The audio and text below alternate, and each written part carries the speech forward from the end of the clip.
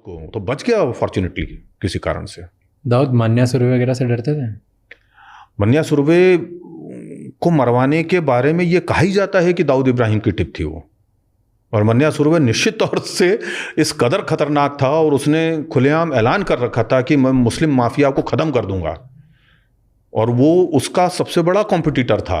जितने बड़े पठान नहीं थे उससे ज़्यादा बड़ा, क्योंकि वो इल्यूसिव था। इसकी दाएं बाएं आसपास उसको हवा तक नहीं लगती थी कि वो कौन है, कहाँ है, कैसा दिखता है, क्या करता है, कहाँ रहता है, किससे मिलता है, किन के पास आता जाता है।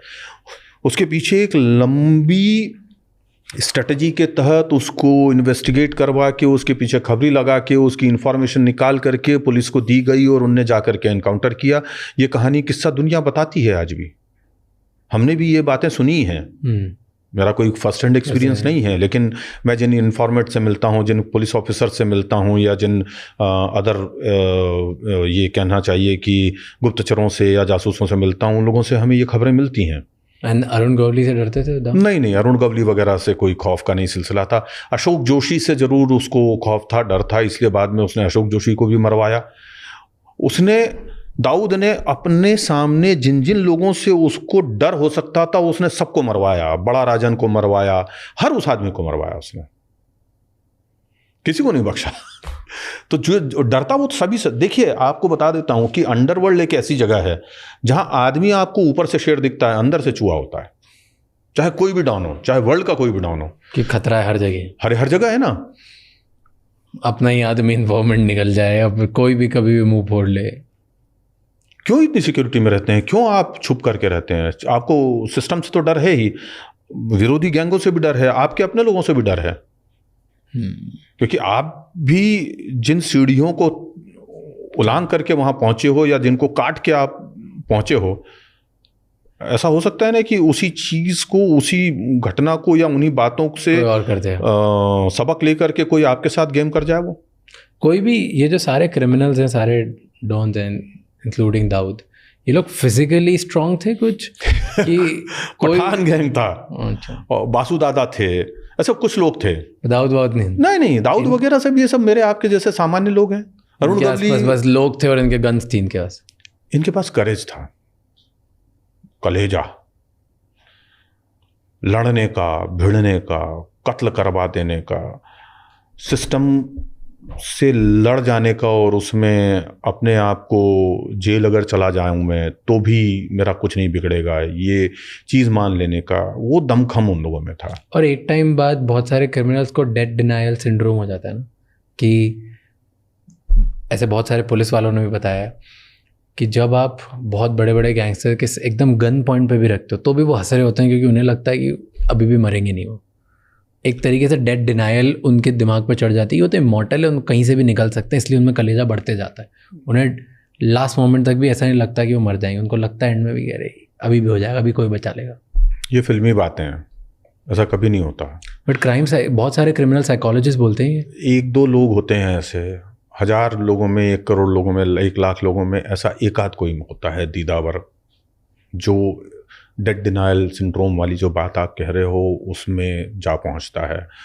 जैसे एक बंदा था, यही आपने जैसे मन्या सुरवे की बात की, मनोहर सुरवे, उसमें वो चीज़ थी कि उखाड़ लो जो उखाड़ सकते हो, मारना है मार दो साले चलेगा, लेकिन मैं तो ये करके कुछ नहीं। तो ऐसे लोग होते हैं, लेकिन सब नहीं होते। मुश्किल से वो 0.001% चांस होता है कि कोई एक मिलेगा ऐसा, बाकी सब तो डरते ही। हर आदमी डरता है। देखिए, मृत्यु का डर होता है, परिवार के अहित का डर होता है, आपका इलाका छिन जाने का डर होता है, आपकी पूरी प्रॉपर्टी चले जाने का डर होता है। अब दाऊद को क्या बोलोगे, वाज ही अ माफिया और terrorist? He was a mafia and he is a mafia. Terrorist नहीं है? नहीं, मेरे लिए नहीं है। क्यों? क्योंकि इसीलिए तो भगे वो, टेररिज्म का उनके ऊपर क्लेम्स हैं, दैट्स व्हाई ही लॉस्ट। आपने चार्ज लगाया है ना, प्रूव कहाँ हुआ है? चार्ज लगे हैं, it is not proved yet. क्यों आपके लिए माफिया है और टेररिस्ट नहीं है? भाई आप प्रूव करो ना कि वो टेररिस्ट है। आपने किसी भी कोर्ट में उसको एज अ टेररिस्ट सजा नहीं दी है आज तक, हिंदुस्तान की किसी अदालत में नहीं हुई है। मैं क्यों मानूं? माफिया है तो माफिया है, उसके तहत उसको सजाएं हुई है। तो उसकी आइडियोलॉजी की कोई लड़ाई नहीं थी? आइडियोलॉजी की लड़ाई नहीं थी, वो तो मूर्खता में वो फंस गया आईएसआई के जाल में। आईएसआई वालों ने टाइगर मेमन को पटाया कि भैया 93 का ब्लास्ट करा दो, तो दाऊद इब्राहिम को थोड़ी उन्होंने बताया था कि इतनी इंटेंसिटी का ब्लास्ट होगा, इस लेवल का होगा। उन्होंने तो कहा कि भाई कौम के ऊपर हमला हुआ था, अपनी कौम को इतना मारा है लोगों ने, कत्लेआम मचाया है, ये है वो है, और उसका बदला लेना है। और चूंकि दाऊद इब्राहिम को यहाँ की कुछ महिलाओं ने टूटी हुई चूड़ियाँ भेजी थी या चूड़ियों के बक्से भेजे थे कि तुम ये पहन लो हाथ में, हमारे सुहाग उजड़ गए और तुम वहाँ पे बैठ कर वो कर रहे हो, तुम कौम के मुहाफिज नहीं हो। तो उसके मन में भी ये कहीं एक था कि मुझे बदला लेना चाहिए। उसे नहीं मालूम था कि ये टेरर एक्ट होगा इस तरीके का, इस लेवल का। मैंने कई जगह पे ये बात कही है, लोग मुझे इस चीज़ के लिए कोसते भी हैं कि मैं दाऊद का फेवर करता हूँ। एग्जैक्टली, मैं डिफेंड नहीं कर रहा हूँ, मैं वो सच्चाई बताने की कोशिश कर रहा हूँ जो लोग नहीं मानते या जानते। सच तो यही है। आप अगर पूरे केस की क्रोनोलॉजी देखें तो आपकी ही जो चार्जशीट है 93 ब्लास्ट की, उसमें ही ये चीज़ें लिखी हुई हैं कि फलाना फलाना मेजर था, ब्रिगेडियर था, वो लोग ऐसे शामिल थे, वहाँ का एक लोकल तस्कर था, उसने जाकर के और इन लोगों की आईएसआई से मुलाकात करवाई टाइगर मेमन की। फिर टाइगर मेमन ने छोटा शकील से इन लोगों की मुलाकात की। छोटा शकील ने कहा बिना भाई की जानकारी के ये काम नहीं हो सकता, उनकी रजामंदी ज़रूरी है। फिर उन्होंने दुबई में इन लोगों की मीटिंग ऑर्गेनाइज़ की। मीटिंग ऑर्गेनाइज़ की तो दाऊद को बोला गया कि ये सब करना चाहते हैं, हम बदला लेना चाहते हैं उसका। उसने कहा कि लो, उसको तो लगा ये दंगा करेंगे, उसको ये पता ही नहीं था कि ऐसे ब्लास्ट करेंगे। यहाँ आकर के कहानी के दूसरा हिस्सा आ जाता है। दाऊद की जानकारी के बिना इन लोगों ने पूरा प्लान किया, इतने सारा RDX लेकर के आए पाकिस्तान से, इतने सारे ग्रेनेड्स लेकर के आए, इतनी सारी AK-47 56 आई, उनके साथ में थाउजेंड्स ऑफ एम्यूनिशन आया। उसमें से कुछ जो है यहाँ पे इस्तेमाल हुआ, कुछ मध्य प्रदेश चला गया, कुछ गुजरात चला गया। वहाँ पे आज भी वो रखा हुआ है, छुपा हुआ कई कई जगहों पे। सारा बरामद नहीं हुआ है अभी तक। और वो अभी भी वो चाहे तो रिट्राइव करके और उसका यूटिलाइजेशन कर सकते हैं। आई डोंट थिंक सो कि RDX अब इस्तेमाल हो पाएगा, लेकिन AK-47 और उसके जो कार्ट्रिजेस हैं वो अभी भी आराम से इस्तेमाल हो जाएंगी। वो खराब होने वाली चीज़ नहीं है। तो वो जो चीज़ है उसमें मेरा तो डिफेंड करने का मामला ही नहीं है। मैं तो सिर्फ हिस्ट्री का वो पक्ष आपको बताने की कोशिश कर रहा हूँ जो हमारी ह्यूमन एनार्की है, ये उसकी हिस्ट्री का एक पार्ट है जिसका एक हिस्सा लोगों को पता है। मैं दूसरा पन्ना पलट करके दिखाने की कोशिश कर रहा हूँ, दैट्स इट। बट हाईकोर्ट ने बोलते थे ना कि इंडिविजुअल कैपेसिटी पे Dawood Ibrahim is declare terrorist. अगर हाईकोर्ट ने बोला है तो हाईकोर्ट की बात को मैं एंडोर्स करूंगा कि हाँ वो टेररिस्ट है। अब यूं तो दाऊद इब्राहिम के टोरा वोरा की पहाड़ियों में जा करके 2 बार ओसामा बिन लादेन से मिलने का जिक्र भी आता है। लेकिन वो जिक्र आता है, do you think that's true? मुझे नहीं पता, वो मैंने भी खबर लिखी है सूत्रों के हवाले से। How much do you think Dawood Ibrahim earn करता था? जी, कितना पैसे कमाता था दाऊद इब्राहिम? दाऊद इब्राहिम जब मुंबई में था तो कमाई उसकी 1000-2000 करोड़ रुपए साल की होगी, और जब यहाँ से चले गए उसके बाद में तो उनकी कमाई बढ़ करके जो है वो मिलियंस ऑफ डॉलर्स में हो गई, क्योंकि उनका जो ग्रुप है वो डायरेक्टली फिर ड्रग्स की स्मगलिंग में जुड़ गया, गोल्ड की स्मगलिंग में बड़े पैमाने पे आ गए, ब्लड डायमंड की स्मगलिंग में आ गए, स्मॉल आर्म्स स्मगलिंग में आ गए, और उसके अलावा उन्होंने लेजिटिमेट बिजनेस जो है पूरे वर्ल्ड वाइड खड़े कर लिए। लेजिटिमेट बिजनेस कौन सी इनकम स्ट्रीम है उसकी? क्या नहीं है उनका? उनके पास एयरलाइंस हैं, उनके पास में रेडियो स्टेशन है, उनके पास में टीवी स्टेशन है, उनके पास में चेन ऑफ शॉप्स है, ग्रॉसरी शॉप्स, उनके पास में वीट फील्ड्स हैं, उनके पास में कंटेनर यार्ड हैं, उनके पास कंटेनर लाइनर है, उनके पास क्या बोलते हैं ये जो होते हैं होटल्स वगैरह तो हैं ही, और उसके अलावा 3 गोल्ड माइन फील्ड्स में उनके इन्वेस्टमेंट हैं नॉर्थ अमेरिका में, तो नॉर्थ अफ्रीका में सॉरी, और ऐसे बहुत सारी जगह हैं जहाँ पे उनके लेजिटिमेट कौन सी एयरलाइंस है उनकी, क्या है? नेपाल में है, ऐसे कम से कम 10-12 बिजनेसेस हैं। उनका जो पूरा काम संभालने वाला व्यक्ति था, जिसका नाम था जमीम शाह और जंबो, उसको इंडियन इंटेलिजेंस एजेंसीज ने अली बुदेश, अरुण गवली और बबलू श्रीवास्तव का जो कंसोर्टियम बना हुआ था, उन लोगों ने मिल करके और ठीक इसके सामने, राजमहल के सामने, उसकी गाड़ी को एक यमाहा जो 100X गाड़ी होती थी, बाइक, उससे रुकवा करके और उसकी SUV में उसको गोलियां मार के मार डाला था। उसके बाद में उनका ये सारा बिजनेस जो है वो ख़त्म हुआ था। आज भी do you think he is active? He is 100% active. Dawood आज भी एक्टिव है? बिल्कुल एक्टिव है। और इस सारे बिजनेसेस कंट्रोल कर रहे हैं? बिल्कुल कर रहे हैं। Illegal legal both? हाँ बिल्कुल है। तो अब इलीगल बिजनेसेस दाऊद के इंडिया में कंट्रोल होते हैं कुछ? छोटा शकील है और उसका अनीस है, ये लोग मिल करके करते हैं जो भी काम करते हैं। क्या करते होंगे आज इंडिया में इन लोग? यही सब काम, गोल्ड की तस्करी है, दवाओं की तस्करी है, सिगरेट की तस्करी है, फिर आपके ब्लड डायमंड की स्मगलिंग है, स्मॉल आर्म्स की स्मगलिंग है। आज भी इंडिया में स्मगल हो रहा है? बिल्कुल हो रहा है, और तो बड़े पैमाने पे हो रहा है। रुकेगा कैसे? जब तक करप्शन है तब तक कुछ नहीं रुकने वाला।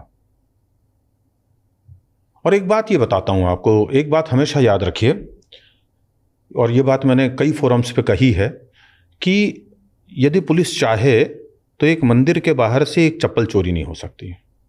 इतना बड़ा गैंग, इतने बड़े बड़े कंसोर्टियम, गैंग्स के कार्टल्स, ये सब बनना इतना आसान काम नहीं है। ये इसीलिए बनते होते हैं क्योंकि आप ये होने देते हैं, आप इनको बड़ा करते हैं। पहले तो आप इनसे रिश्वत खाते हैं, इनके केसेस दबाते हैं, इनके लोगों के केसेस दबाते हैं जो गैंगस्टर्स हैं या किलर्स हैं, सुपारी किलर्स हैं। फिर जब ये लोग इतने बड़े हो जाते हैं तो फिर आप उनके खिलाफ जाने की हिम्मत नहीं जुटा पाते हैं। आज हु डू यू थिंक सबसे बड़ा गैंगस्टर कौन होगा इंडिया में? दाऊद इब्राहिम ही है, और कोई नहीं है। आज भी वो इंडिया में इतना फैला हुआ है उसका काम, और वो करता है? बिल्कुल करता है। उसके नाम को सप्रेस करने के लिए और ये दिखाने के लिए कि भाई अब एक हिंदुओं का मुहाफिज आ गया है लॉरेंस बिश्नोई नाम का, उसको, उसके नाम का इस्तेमाल किया जा रहा है। वरना तो जो 2 बड़े हत्याकांड हुए हैं इस देश में, जिसपे मतलब लॉरेंस बिश्नोई का नाम आता है, जिसमें से एक मुंबई में बांद्रा में हुआ था, वो लॉरेंस बिश्नोई के लोगों का किया करवाया हुआ ही नहीं है। उसकी तो सुपारी उत्तर प्रदेश में गई थी, उत्तर प्रदेश के लड़कों ने आकर के वो किया है। लॉरेंस बिश्नोई क्यों उत्तर प्रदेश के लड़के इस्तेमाल करेगा? उसके पास में एक से एक बेहतरीन शूटर जो हैं वो हरियाणा और पंजाब के हैं, दिल्ली के हैं। उसको ज़रूरत नहीं है। तो ये सुपारी किसी और ने की है, नाम इसका दिया जा रहा है। क्यों हो रहा है इनका नाम? क्योंकि हमें दिखाना है कि भैया दाऊद इब्राहिम का भी कोई बाप आ सकता है इस देश में। एक फेक नैरेटिव, जो पहले हमारी बात हो रही थी, ये फेक नैरेटिव है। क्यों दिखाना है किसी को? इसलिए दिखाना है क्योंकि भाई वो मुसलमान वो है ना, क्रिमिनल डॉन, उसकी कोई इज्जत अब कोई वैल्यू नहीं बची। हिंदू डॉन है अब। जैसे एक वक्त में मन्या सुरभि को हिंदू डॉन बताने की कोशिश की, फिर उसके बाद में अरुण गवली और अमर नाइक को बनाने की कोशिश की, सक्सेसफुल नहीं हुआ। कौन है इसके पीछे? कौन इसको बड़ा बनाएगा? क्यों करेगा कोई? बनाने वाले लोग हैं, बना रहे हैं, वो चीज़ चल रही है। Who do you think will be there? There are some politicians, there are some intelligence officers, those who wanted to do this. Politicians और इंटेलिजेंस ऑफिसर्स चाहते हैं कि एक क्रिमिनल ख़त्म जो नहीं हुआ है उसका नैरेटिव ख़त्म करने के लिए हम एक कोई दूसरा फॉल्स नैरेटिव का एक नया क्रिमिनल बना दें। ये हमेशा होता आया है, ये आज भी हो रहा है।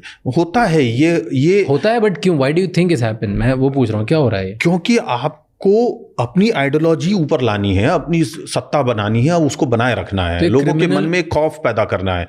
देखिए आपको बताता हूँ, दाऊद इब्राहिम का खौफ इतने सालों से आज भी तक फिल्म इंडस्ट्री पे छाया हुआ है। ठीक है, आज भी आप दाऊद इब्राहिम के नाम से इस फिल्म इंडस्ट्री में कुछ भी करा सकते हैं। उसके सामने लॉरेंस बिश्नोई का टेरर क्रिएट करने की कोशिश की गई, सलमान खान के पनवेल फॉर्म की रेकी करवाई, उसके घर के ऊपर गोलियां चलवाई। गोली चलाने वाले कौन निकले? यूपी के चिंदी चोर, जिनकी कोई वैल्यू नहीं, जिनकी कोई वक़्त नहीं। 5-5 हज़ार रुपये में, 50-50 हज़ार रुपये में उन लोगों को लेकर के आए। इनको खार में जो मर्डर केस हुआ बांद्रा में, उस मर्डर केस के आरोपियों को कितना पैसा मिलना था? 5-5 लाख रुपए पर हेड। वो लोग तो टिश्यू पेपर हैं, यूज एंड थ्रो। उसकी गैंग के लोग क्यों नहीं आकर के काम कर रहे हैं?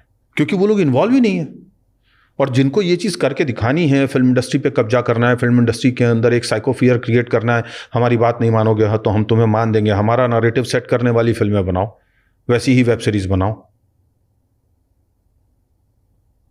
वो काम चल रहा है असल में। और यही चीज़ गलत हो रही है। आप एक स्टेट एक्टर बना करके या उसके नाम से एक फेक आइडेंटिटी क्रिएट करके आप उसको बड़ा बनाने की कोशिश कर रहे हैं। ये वो भस्मासुर है जो आप ही के पीछे कुछ दिनों बाद भागेगा और आप ही के सिर पे हाथ रख करके उसी आशीर्वाद का जो है वो इस्तेमाल करके और आपको भस्म करने की कोशिश करेगा, तब आप इसको मारोगे। So much for watching this podcast till the and. अब आपको 3 चीज़ें करनी है। सबसे पहले इस चैनल को सब्सक्राइब कर लो। नंबर 2, कमेंट्स में हमें बताओ कि और कौन से गेस्ट हैं एंड और ऐसे कौन से टॉपिक्स हैं जिनमें आप चाहते हो कि हम पॉडकास्ट बनाएं और आपकी उससे ज़्यादा बेटर हेल्प होगी एंड आपको ज़्यादा वैल्यू मिलेगी। एंड नंबर 3, ये एपिसोड किसी एक इंसान के साथ ज़रूर शेयर करना जिसकी लाइफ में एक पॉजिटिव चेंज आएगा, जिसको इस पॉडकास्ट कॉन्वर्जेशन सुनने के बाद लाइफ में हेल्प होगी, क्योंकि एक conversation is enough to change someone's life. I'll see you next time. Until then, keep figuring out.